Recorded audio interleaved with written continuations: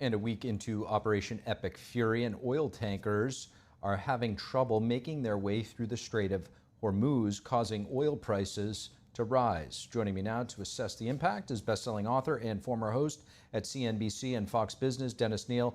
Dennis, great to have you on the program. So with the disruption of oil flows through the Strait of Hormuz, what might the economic impact be here at home in the United States? Well, the thing is, it's 20% of the world oil supply, right? And yet the US, thanks to the Trump administration taking the shackles off of production here, we're one of the largest energy producers in the entire world. So this doesn't have to have any real impact on us at the pump. Instead, though, it's the way the market does it. Look at how instantly the market sent the price of oil up in anticipation, when really this thing can be over in weeks. The market always overreacts in the short term. And that's what it's done here. And if you go to the pump, you'll see that prices are going to go up a dime or two just because the guy selling it is thinking, look what's going on way over there. That alone leads to a certain panic. So keep shopping and go to a cheaper place if you don't like it.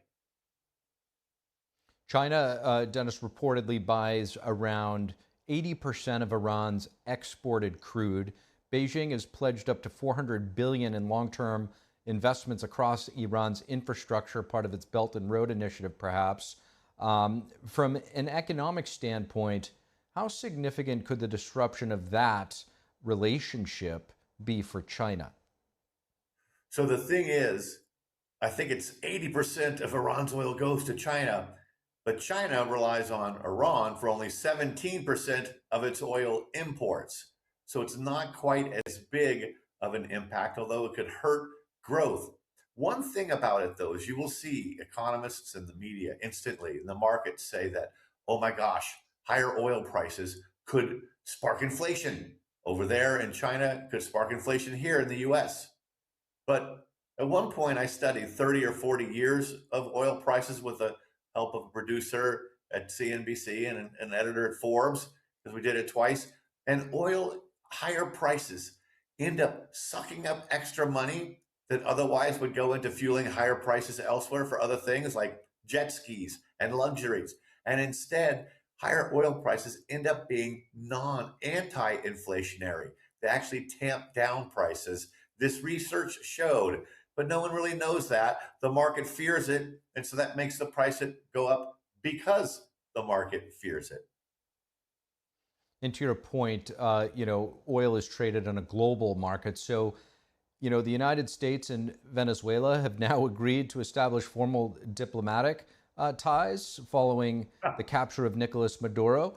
How big was it for the Trump administration to take the action they did and now control the flow of oil and energy essentially coming out of Venezuela? Oh my gosh, it's breathtaking. And then he just moves on to the next thing so quickly. And his opponents and the media, who are his opponents as well, move on to the next thing that you don't even see kind of follow-up reporting to really assess the impact of that. But that was incredible. And I saw on the X platform that the new president of Venezuela was thanking Trump for this. You're not going to see the rest of the media cover that a whole lot. And that's all right. By now, it's par for the course, right?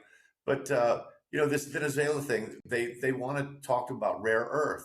Now, China controls a big portion. It's well over half, might be 60 or 70%, maybe more, of rare earth metals that are key to batteries for cars, electric cars, and for phones and all that kind of stuff. And we've had plants try to, there was a plant here called Molycorp that tried to get going and they end up going out of business. It just doesn't pay off yet. And yet with Venezuela, that's a great potential to have a rival to China and to no longer need to rely on China for a lot of those rare earth metals. There's something else happening in the US too, and that is small nuclear. Nuclear plants that are about the 1/3 the size of a regular nuclear plant, they can fit on a big flatbed truck.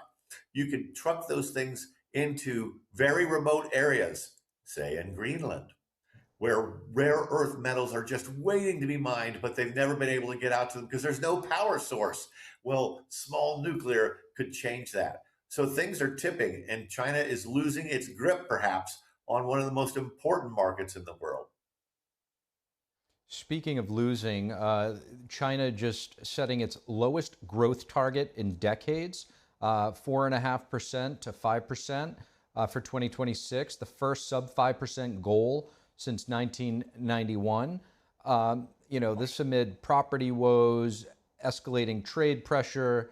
As you know, Beijing, their official stats are often, completely, to put it lightly, they draw heavy criticism. Right. At the same time, the Trump administration is sounding the alarm on a ramping up of disinformation efforts linked to the Iran conflict. As clashing Yeah. narratives begin to flood social media and mainstream media, how are you cutting through the noise?